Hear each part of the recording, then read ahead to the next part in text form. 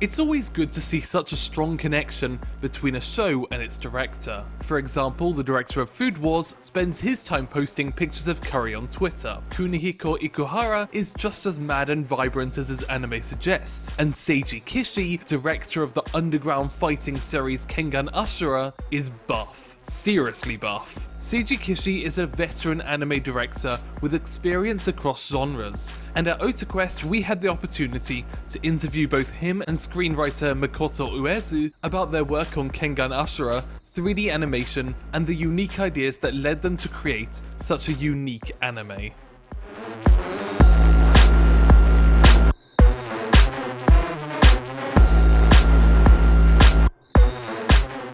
Since making his debut as a director, Seiji Kishi has always been a busy guy. If we were to have interviewed him about his whole career, we probably could have published it as a book instead. For many people, the key thing about his career will be that he worked on several video game adaptations, like Persona 4, Danganronpa, and Devil Survivor 2. And even when he's not directly adapting games, he's still working closely with games writers like Jun Maeda and Kazutaka Kodaka to create original stories like Angel Beats and Danganronpa 3 respectively, and it's perfectly legitimate to view him that way.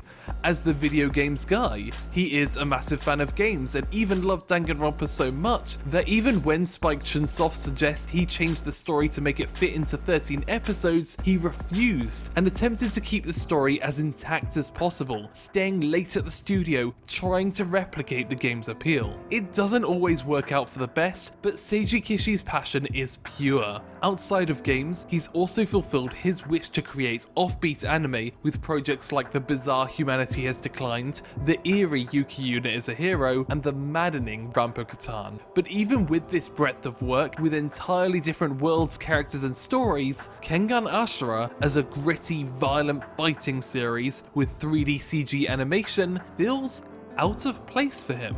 But he wouldn't agree. It's a reminder that we only learn so much about a director from their works, and in Kengan Ashura, we're learning about Seiji Kishi's fighting side.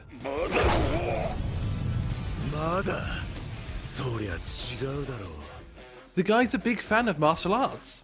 Who knew? He's particularly fond of Bajishen, a form involving close quarter combat with fierce elbow strikes and wide stances. So whilst he hadn't mentioned it publicly, he's wanted to create a martial arts anime for a long time, even mentioning to co-workers that he'd love to adapt Kengan Ashura specifically, and coincidentally, someone pitched it to him. And also coincidentally, around the time that his work on the series was announced, Kishi had just started bodybuilding, transforming into a Kengan Ashura character himself in just 6 months. Recently, he even participated in a weightlifting competition with Kengan Ashura's original creator, which is one way to prove you were up to the task. Kishi was able to direct the anime based on some of his experience as a fan of martial arts. In fact, he claims that whilst there have been anime that have featured martial arts in the past, there hasn't been one that he'd call a martial arts anime. Namely, one that really takes a deep dive, focusing on how the moves work and what makes them cool.